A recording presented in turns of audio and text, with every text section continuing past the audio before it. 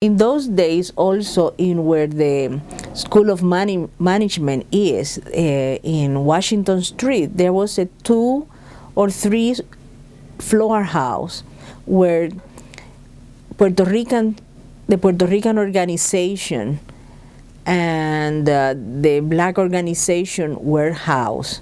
And the meetings were there. The student will also bring the community to the university, and they were very actively involved. There were others who demonstrated against, who said, you know, this is criminal behavior, you're taking over buildings, you have no right to do this, and we should be an open institution. Whoever can qualify by means of SAT scores and grades should get in, and why do you want to lower the standards by admitting students who wouldn't get in otherwise? Is that fair? Is that equitable? We did feel that we had to go to take it to that next level of confronting the men, being more assertive and aggressive, and being more willing to be what they called militant at that time. That students who thought they were smart guys and have a fun time and force, which they did on a university, an untenable situation, and felt proud of it or feel proud of it, they ought to be ashamed, because the American university is not what it used to be. It is not what it used to be. And we are in decline because, and I sincerely believe, because academically and technologically and other ways, stemming with the radical attitude towards higher education as something to be toyed with and played with and seized in the late 60s and early 70s.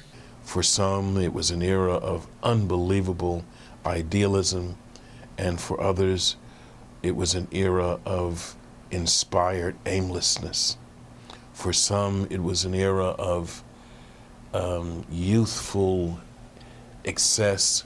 For others, it was an era for youthful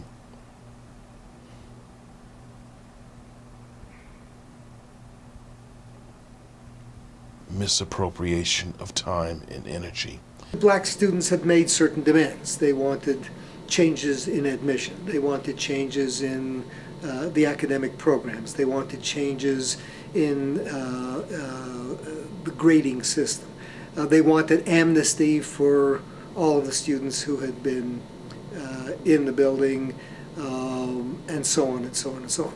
Many of these things then got debated by and discussed by the faculty. And there were a lot of very good people on the faculty who had differences of opinion about these kinds of things. But what gave it a special edge when I arrived was, gee, this is the most diverse campus in America. And in 1969, there were 20 or 25 black students on the whole campus, and they took over this building because there were virtually no black students.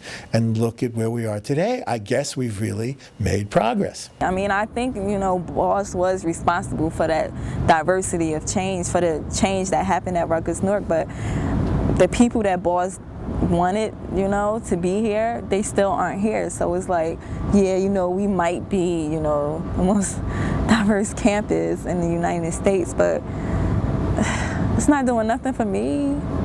I mean, when I walk on campus, like, I barely see people that look like me, so it's not really doing nothing for me.